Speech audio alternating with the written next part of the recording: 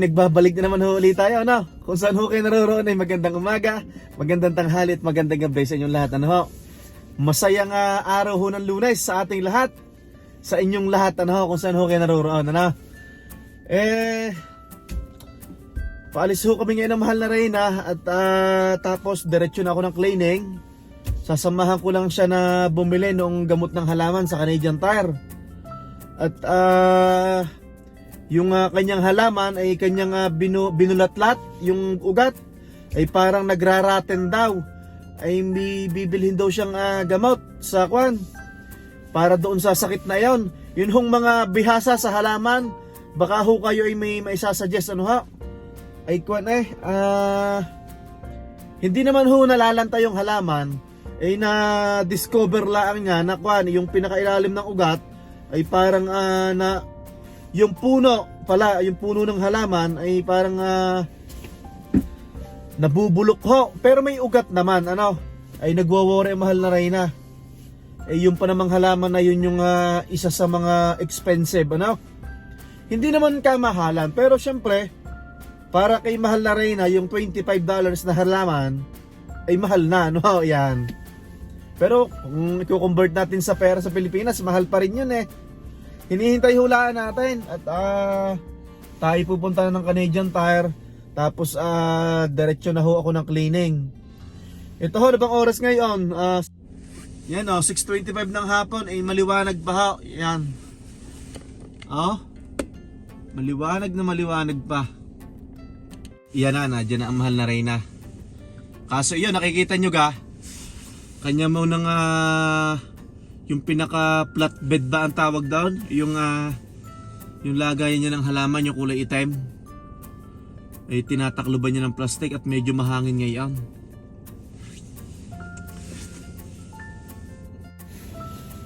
Ang sarap ho noong nakakatulog pag yung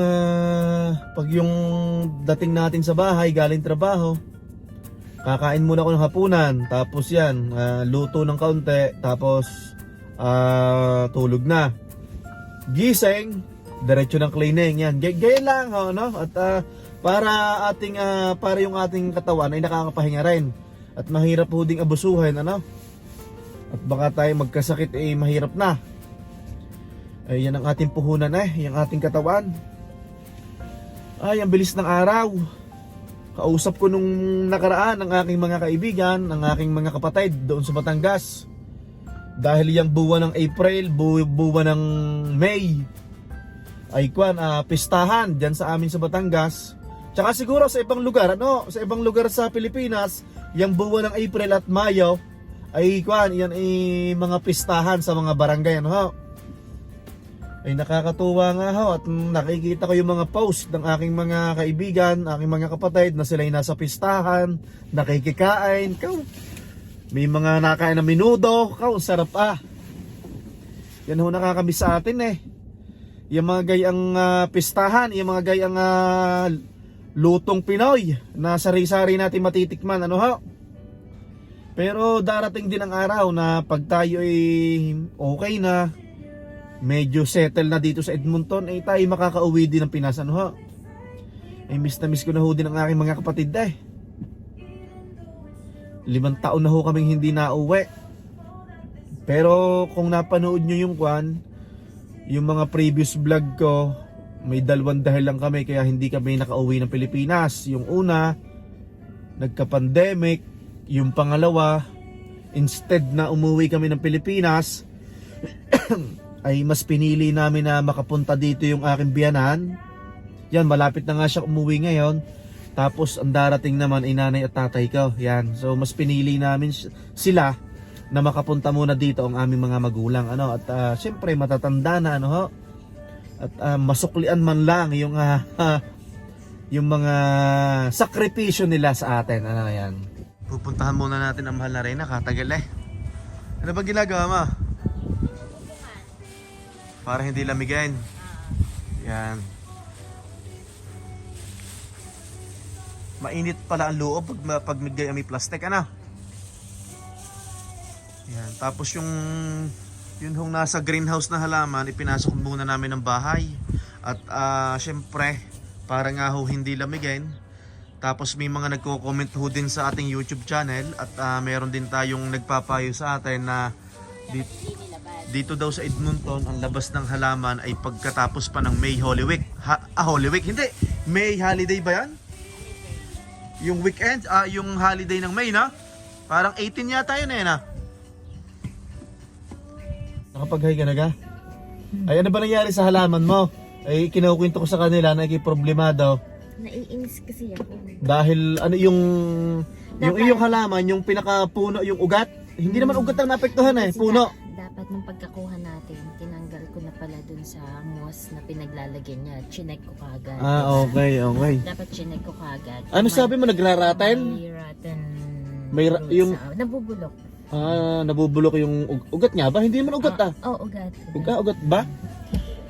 Ay, anong gagawin natin dyan? Baka ho kayo may mga maisasuggest na... Hydrogen peroxide. Ano? Hydrogen peroxide. Yan, wow. Bibili daw mahal na rin ng hydrogen peroxide. So, Costco muna tayo? Doon may makakabila? Hindi, kasi may pharmacy doon. Tsaka bibili na rin ako ng fruits. Wala na. Okay, prutas. Ay, yun. Ay, magko-Costco na lang pala kami. Ano ba ngayon? April 29?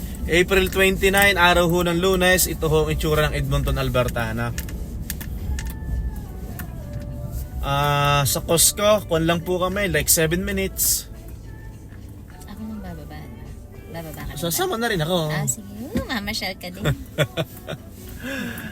Ay, sabi ko, ang bilis ng araw na. Kasi mamaya May na. Ay, kinukwento ko sa kanila yung buwan ng April at saka ng May, yan yung mga pestahan, di ba? Yung masarap makatikim ng mga lutong Pinoy, talagang yung mga lutong pistahan kung tawagin, yung menudo, ganon. Yung sari-sari, no? Dahil kada probinsya ho naman, kung nasa saan lugar ho kayo sa atin sa Pilipinas, may kanya-kanya ho tayong mga putahe.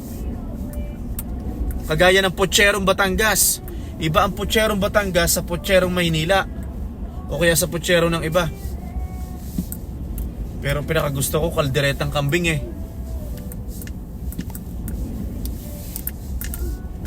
Ay nako, may nakalimutan na mahal na Reyna, yung wallet niya. Mga babae talaga makakalimutin. Ay tawag doon, mahal na Reyna, ikwento mo nga sa kanila ang nangyari kagabi. Talagang ang mahal na Reyna ho hindi ang mahal na Reyna ho ay hindi magkaintindihan eh. Kasi ganito ho nangyari sa mga hindi po nakapanood nung, para sa mga bago lang po sa channel namin, ito hong mga nakaraang 2 linggo may bumasag ho ng aking salamin. Yung salamin ng aking kotse. Binasag ho yung sa may passenger side, sa may window. Balay, nakuha po yung mga coins ko, yung mga barya sa kotse ko. Kasi nakalagay lang dito, nakalimutan kong kunin. Tapos yung mga salamin ko sa mata, may nakuha 2. Ay nabasag. Ay, 3 weeks ago na siguro yun, Yan. Doon po sa mga bago po sa channel ko na hindi sumusubaybay, yun, ganun po ang nangyari, At maraming salamat ho sa patuloy ho na panonood sa aming maliit na channel sa YouTube, Ay, ano ba nangyari kagabi? Yung pag-check mo ng CCTV. Yeah, pag-check natin ng CCTV bago matulog, Laksan mo ang boses mo at baka hindi ka masyado marinig.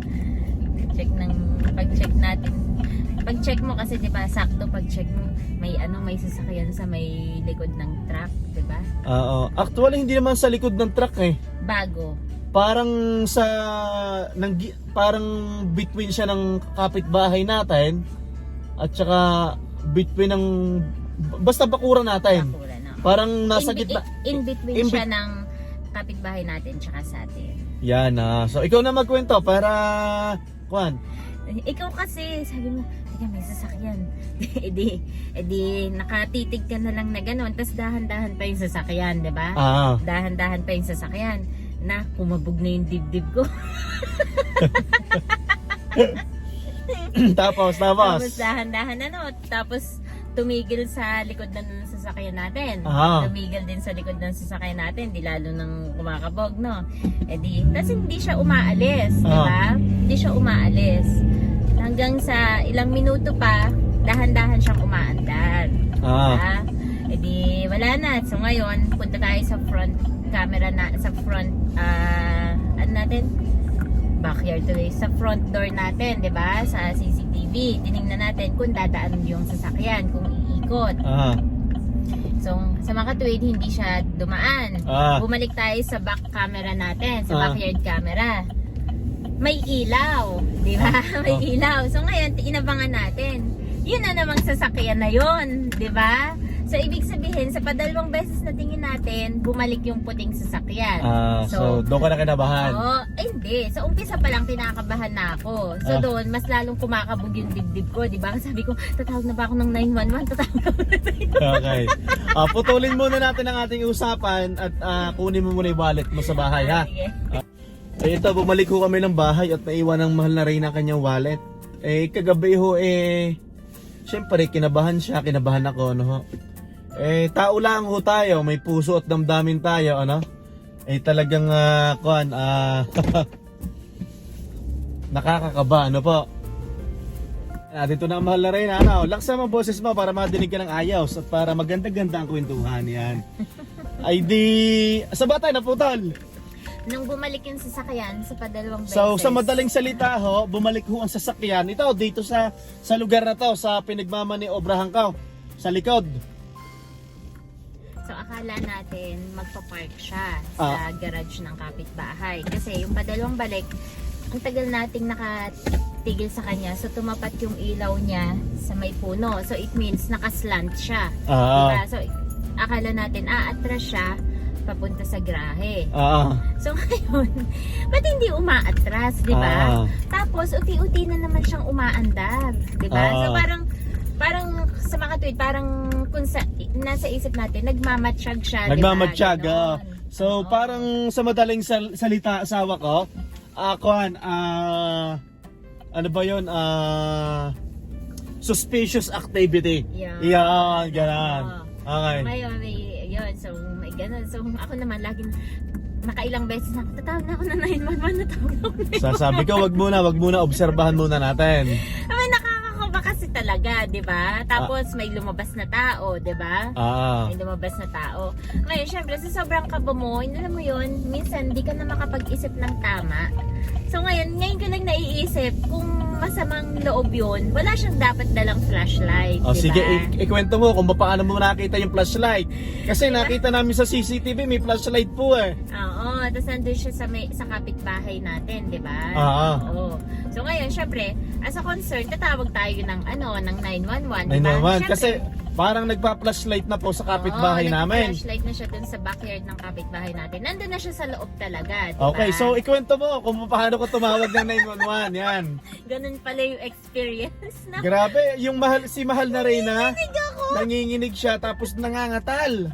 Nangangatal po siya talaga. So parang, ano ba, rattle ba ang English doon? Shaken. Ano yung rattle? Parang nararattle ba? Nararattle, yung nagbubuhol-buhol yung sinasabi mo. Tapos hindi naman siya paos, parang napapaos na yung boses niya, nawawala. Okay, kwento mo sa kanila kung paano ka, oh my God, kung paano mo tinawagan ang 911. Ganun pala. So pagtawag mo ng 911, sagot ka agad sa'yo, do you need ambulance or fire truck? So yun ang sagot agad ng 911 sa'yo? Oo, yun kagad. Do you need ambulance or fire department? Ganon, ha? Fire truck. Basta may fire truck yata. Yun kagad yung tanong sa akin. Sabi ko, I'm so sorry, I need the police. Tapos. I need the police. Ano sabi sa'yo? Tapos sabi niya, you need the police. Tapos sabi niya, okay, we're gonna connect you on the police, blah blah blah, ganyan. Tapos tinanong niya ako, sabi niya, sabi niya, what's happening, ganyan. Tapos kinuwento ko na, sabi ko, I think there's a suspicious activity at our backyard. Sabi ko ganun doon sa kausap ko. As in, nanginginig yung boses ko. yung ganun pala yun. Tapos naisip ko, diba? Nanginginig nga po boss niya kagabi, ano? Kasi nakakatakot talaga.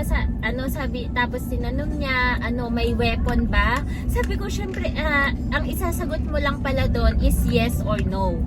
Kasi sabi niya, okay miss, sabi niya, just say yes or no. Sabi niya gano'n. If there's a weapon, sabi niya gano'n. Sabi ko, I didn't see anything. Sabi ko gano'n. Kasi madilim. Sabi ko gano'n. Sabi ko, meron lang siyang flashlight, gano'n. Na hanggang sa ikukwento mo. Kasi sasabihin mo lahat yung, basta sasagutin mo lang. Parang simpleng question and answer. Hindi mo na siya pahahabain. Gano'n lang yung pagsagot sa mga tanong sa... Habang po nakikipag-usap siya sa doon sa 911, titig na titig ako sa CCTV doon sa monitor, ano? Yan, titig na titig ako. Tapos may itinanong pa sa'yo, is it going to south or going? Oo. Yan. Are they going to which direction are they going? Parang north, south, east, west, Aragang. Siyempre ako, sabi ko, tingin lang GPS. Diba, yun. Katal na katal yung boses mo kagabi eh. Narinig mo? Pero honestly, ako naman kinakabahan din. Nakakaba kasi talaga. Siyempre, ganong sitwasyon. Aking isinusumpara yung CCTV kagabi kasi tinitingnan ko kung may deadly weapon or kahit anong weapon, ano. Kasi nagpa-flashlight sila doon sa kapitbahay. Ayun pala, una nilang tinanong after, pagkatapos nung they need ambulance or fire truck, ganon. After nun, tinanong nila kagad yung address. Parang yun agad ang unang address, yun agad ang unang tanong, address yata address, address kagad. Tapos yun, siguro habang kausap ako, di ba, nilolocate na kagad nila. Pero asawa ko ganito yan sa pagkakaalam ko, oras na tumawag ka sa kanila, alam na nila ang location mo. Sa pagkakaalam ko Kasi di ba napanood natin? Tinatanong lang nila yung address pero for what I know, oras na tumawag ka sa kanila, alam na nila ang address mo pag sa 911. Di ba may napanood Matitrace ka nila. May napanood tayo sa Netflix yung pagtawag nung tao dun sa 911. So para pala siyang parang isang malaking call center na talaga. Kasi habang kausap ko yung babae, may naririnig pa akong ibang boses na may mga kausap din sila sa iba, na ibang tao. Pero sa pagkakaalam ko, before nila matrack yung address mo, kahit hindi mo sinasabi, is may certain na minutes na segundo na dapat ganun kahaba ang conversation para matrace na address mo. Ayun. Tapos ngayon, so upon conversation namin, sabi ko sa kanya, I'm so sorry, I was shaking, ganon. Kasi diba, nag-shake talaga yung boses ko. Sabi niya, it's okay, sabi niya ganon. Tapos sabi niya, breathe in, breathe out. Tapos sabi niya sa akin, pinaganon ka, breathe in, breathe out Tapos sabi niya sa akin, nung nakuha niya address, diba, madami na siyang naging tanong. Tapos sabi niya, ano sabi niya? Basta may sinabi siya na, nalimutan ko yung sinabi niya na, you need to calm down. Kasi sabi niya gano'n. You need to calm down, sabi sa'yo. Oo, tapos sabi niya, you don't have to worry. Kasi nagpapatrol daw. Kasi the car that you, kasi sabi niya, pinadescribe niya sa akin yung sasakyan. Sabi ko, I think it's a white Suburban. Sabi ko gano'n, it's a large SUV. Tapos sabi niya, you don't have to worry, it's a police. Okay, so... Kasi may nangyari pala sa kapitbahay natin na hindi natin alam. So, it's sa police pala yung... kasi naman, alas 12 ng gabi, di ba? So, sa madaling salita po, parang... siguro may nangyari doon sa kabilang street. Hindi naman kapitbahay. Kapitbahay ba? Oo, kapitbahay pala. Kasi nung pero tinignan hindi siya sa side natin. In front natin. Diba? In front natin. Yun po, ganun ang nangyari. So, sabi ng 911 kay Mahal na Reyna na calm down niya daw kasi yung pabalik-balik na sasakyan you don't have to worry. ay ghost car, no? It's a police. Ghost car. Okay, ma'am. Kasi pagtingin mo ay parang private kasi yung sasakyan, kulay puti lang. Hindi, tsaka kasi 'di ba, paano ka ba hindi mag-iisip? Ah. Dahan-dahan yung sasakyan na umaandar, tumitigil, Ah. umaandar, tumitigil, umaandar, 'di ba? Tama naman, syempre tao ho lang tayo, magwo-worry talaga. 'Di ba? Ay, Tapos alas 12 ng gabi. alam mo doon ako kinabahan sa parang may nagpa-flashlight na kaya po napatawag kami ng 911. Oo, para kasing dahan-dahan siya. Tapos naisip ko, kung masamang tao, ngayon ko lang naisip na, syempre kung masamang tao, yun hindi yun magpa-flashlight, di ba? Syempre makikita siya, di ba? Pero syempre, siguro situational na lang din at depende kung anong plano nung masasamang loob, di ba? Tapos naisip pa natin, nung tumigil pa sila sa likuran ng truck natin, di ba? Naisip natin, tinitingnan ba nila kung may mga CCTV yung mga bahay, di ba? Kasi makikita naman nila di ba? Tama. Oo, makikita nila anong bahay yung walang camera na pwede nating pasukin, di ba? So, ganun po ang nangyari. Pwedeng ina-analyze nila, di ba? Ganun po ang nangyari kagabi. Syempre, parang naging call, naging hudyat na sa amin nung may nakita na kaming flashlight, nagpa-flashlight. So, ang ginawa ng mahal na Reynat, at tumawag na talaga siya ng 911, ano? Ganun pala yung pakiram. Totoo pala yung mga napapanood natin sa Netflix, yung mga tumatawag ng 911. Ganun na ganun. Ako talaga, lagi kong isinusum. Nakailang beses ako, asawa ko. Tapos, tatawag na ba ako ng 911? Tatawag na ako ng pulis. Tatawag na ako ng pulis. Tapos itinodo ko yung volume. Itinodo ko yung volume ng CCTV para dinig na dinig namin yung kaluskusan. So yun po, na-share lang namin na wala namang masama sa ginawa namin. Concern lang po kami sa isa't isa, pati sa mga kapitbahay natin. Alam mo kasi earlier, parang may ambulansya nung parang kahapon Hindi ko alam kung kasi parang may matanda kasi doon sa kaharap natin Saan? Yung nasa wheelchair? Yung Yung lagi nasa wheelchair. may nakita akong EMS nung Hapon, nung maliwanag. Pero hindi natin alam kung saan galing yung EMS, pero malapit sa bahay, 'di ba? So ibig sabihin parang yung suburban na yon is talagang hindi police talaga yon, so talagang parang nagpapatrol siya, no? Ayun po, na-share ho lang namin. Excuse me. Punta ba tayong Costco? Andito na ho kami sa Costco, no? Ang binili mo? Bumili siya ng kwans. Ito sa pagkain ng halaman. Ano tawag dito? Shake feed, all-purpose plant food. Tapos bumili siya ng ano to? Hydrogen, peroxide. Yan. Bibili ba ako yan? O sa... Magkano $9 to? Oo. Ayun na lang. Pag may mga nabibili kasi. Tapos prutas, bumili din kami. May man lang Tapos ano to? Spinach? Ano to? Vitamins? collagen. Tara, bayaran na natin. Kasi nanghinayang ako ang dami. Pero Marami? mura yan. Sa $9. Kasi masyado marami. Oo, masyadong marami. Okay. Napabalik na kami ng sasakyan. Ano binili mo? Hotdog. Hotdog, $1 na. $1.50. Ayan, pabalik na kami. Kain muna ho tayo. Magkano hotdog na ito? $1.50. $1.50. May kasama na ho na drinks, na? Ay, tanggalin mo nga mahal yung pinakakuan. Yan, yung hawakan yan. Thank you. Kain ho tayo, no? Ano bang oras na ngayon? 7:40. Sa Pilipinas, umaga na, no? Yeah. 9. Hmm. Magka 10. Sarap. Masarap pag mainit.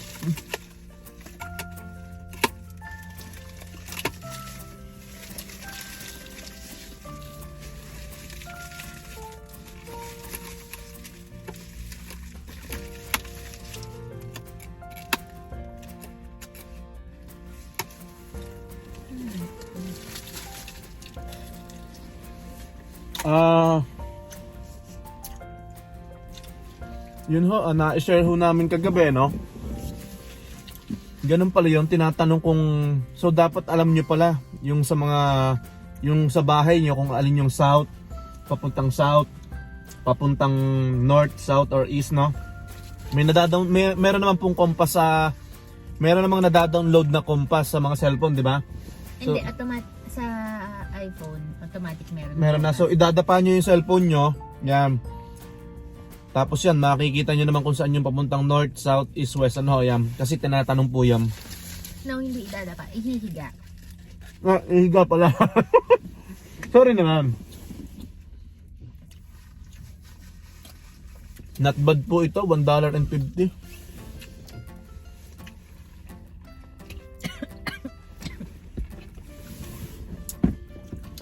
Eh yun ho, nakapag-share ho kami. Talagang gaya ng sabi ko kanina, tao lang ho tayo, may puso't damdamin, talagang kakabahan. Darating sa punto na kakabahan, ano ho. At gayon pa man, ay dayuhan po tayo dito sa bansang Canada, ano. Eh syempre talaga hong halo-halo po ang tao dito, no. Talagang sa tingin ko kahit saan lugar ngayon na parte ng Canada, talagang may mga crime na din talaga, no? Kasi parami na din ang parami ng tao, no? Nasa pag-iingat na lang din. Andun naman ako sa tama naman yung sinabi mo. Pero syempre, talagang minsan, kahit nag-iingat ka, talagang may mga tao na buo ang loob na gumawa ng mga kalokohan, no? Pero syempre, yung nangyari naman nangyari kagabi, hindi naman natin alam kung anong nangyari sa kapitbahay natin. Kung may nagkasakit ba, or may nag-away ba, di ba? Hindi naman natin alam, no? Ayun nga lang, talagang syempre tinutukan namin yung CCTV namin, yung monitor namin, na nakadalawang balik ang sasakyan, kaya nagpanik na rin yung mahal na Reyna. Tapos bigla pang may nag-flashlight, so tumawag na agad siya ng 911. Dapat nga, dalawang gagawin namin eh. Tatawag siya ng 911, tapos tatawag ako sa police. Ay, sorry. Sorry, naputol. Nalobot ako. Saan ba tayo naputol? Sabi ko, dapat dalawang step ang gagawin namin. Tatawag siya sa 911, tapos tatawag din ako sa police station sa West. Kasi malapit po kami sa police station. Parang 2 kilometers lang, no? Parang 3 blocks away lang tayo sa police station, no? Yan. Ayun po, na-share lang ho namin na ano bang pakiramdam mo nung kausap mo na naman talagang kinakabahan ka rin? Nangangatalas siya no? Parang na-high blood ako. Parang na-high blood, yan. Ay siya, hindi ho matatapos ang araw na ito na hindi ho kami nagpapaalam sa inyo, no? Kung saan ho kayo naroroon ay magandang umaga, magandang tanghali at magandang gabi sa inyong lahat, ano? Maraming salamat ho sa mga nanonood po ng aming channel, ano? Sa mga patuloy pong pagsubaybay. Ako maglalambing sa inyo. Yung hindi pa ho nakakapag-subscribe dyan, ay baka ho naman. At maraming salamat ho at God bless. Magpaalam ka muna. Yan. Hanggang sa muli po natin pagkikita. Salamat po ulit. Bye!